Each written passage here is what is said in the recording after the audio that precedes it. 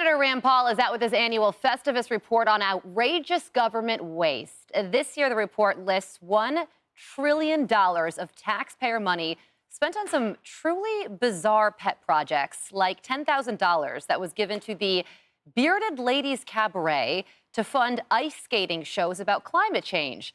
$32,000 was spent on breakdancing. Nearly $500,000 was spent to determine if lonely rats seek out cocaine more than happy rats. Another $2 million was paid for Paraguayan border security, because who needs a secure U.S. border anyway? $12 million to fund a pickleball complex in Las Vegas. $20 million to air a Sesame Street spinoff about inclusion and mutual respect, not here in the U.S., but in Iraq.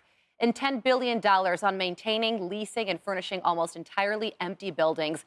Ghost towns on your dime. And all of this wasteful spending brings to mind this Trump tweet from 2014. He wrote, quote, "I hope we never find life on another planet, because if we do, there's no doubt that the United States will start sending them money." Hilarious tweet. Kennedy, I rarely give myself this much credit, but I am going to blow your mind away with this fact, courtesy of Google. We're talking about $1 trillion in government waste. If you were to spend $1 million every day, it would take you over 2,700 years to spend $1 trillion. That is how bloated government spending has become. It is, but I would love to try. I know, how fun. How much fun would that be? Can I be a part of that? Yes. We can get our G7 and fly to Paris and just start shopping.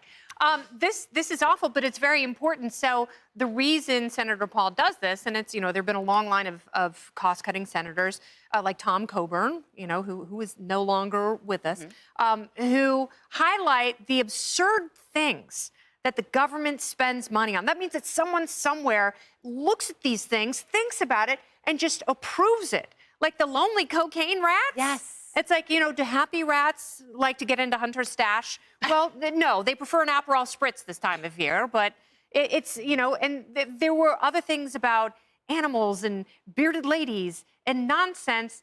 And there are massive government depots where billions and billions of dollars go that never see the light of day because we don't talk about it.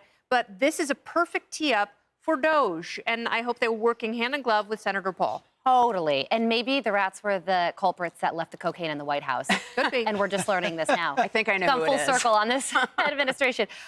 So, Kaylee, Republicans are going to control the House, the Senate, and the White House come January. So do you think anything will change when it comes to government spending? This is the problem. I think that Doge has a very important task ahead of it, but the Biden administration isn't pulling this money out of thin air. It is being funded and approved by the people who sit in Congress, our lawmakers. And many of these are personal pork projects that they take back to their constituents and claim that they're doing things with.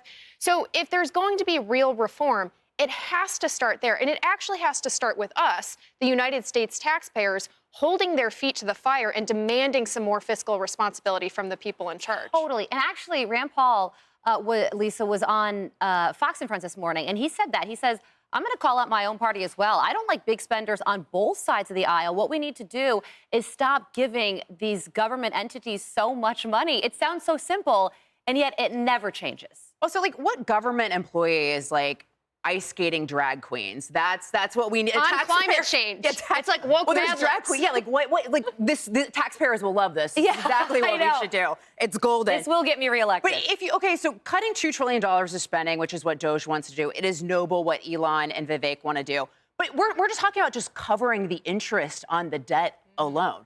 That's how bad it has gone. And if you're an American citizen and your credit cards are maxed out, you're in a state of panic. Why doesn't our government have that same state of panic for where we are right now? So, things have gotten that bad at this point. And, thankfully, Rand Paul just laid out $1 trillion. Elon and Vivek, there's your $1 trillion. Now you just need to find $1 trillion more. Yeah, There's ample opportunities, my friends. Cut that spending bill down from 1,500 pages to 118. So here are a couple more, Griff, from the Festivus Report. Over $7 million of taxpayer funds are being spent on, quote, various magical projects. I mean, it sounds cartoonish. It's like too unbelievable to be true, but it is. And then there's also around $3 million of taxpayer money used to empower little girls in Brazil to become climate leaders. It's almost like they think it's monopoly money, but it's our taxpayer dollars. Well, Greta Thunberg can't be happy about that. But can I just have a differing opinion on the rats and cocaine? If you watch... If you Excuse watch me, wait a Cocaine minute. Bear, we know what happens when bears get into cocaine. There was a story about sharks. And like, I wouldn't mind knowing how rats behave after like a really bad break, just to know how dangerous that might be. But on a serious note, you know, I remember for Hannity years ago, he sent me to Johnstown, Pennsylvania, to the just created by the late Democrat Congressman John Murtha, created an airport. The now named John Murtha Johnstown, Pennsylvania airport, literally for one flight a day to Washington and Johnstown, his district. He created an entire airport. And I think it's still in existence today with minimal flights, but it just shows you, before that, there was the bridge to nowhere in Alaska, and no one ever reined in lawmakers' ability to tap these people. And in many cases, like with these projects, it's a nameless, unelected bureaucrats that are like, you know what might be a good idea? Let's test rats on cocaine. Give us $1 million. What about the no real one reined simply, it in. They also had the kittens on the merry-go-round to see if those young are female shrimp. kittens. The shrimp on the no, treadmill. that was a treadmill. But this also, Senator Paul I think- had kittens, like female kittens, I know. on a merry-go-round to see if they got dizzy. There's consequences to this spending. Americans have just gone through this election cycle with inflation.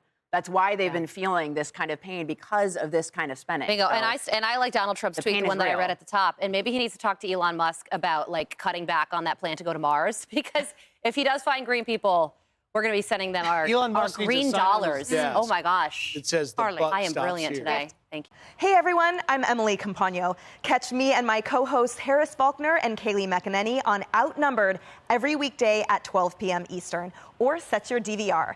Also, don't forget to subscribe to the Fox News YouTube page for daily highlights.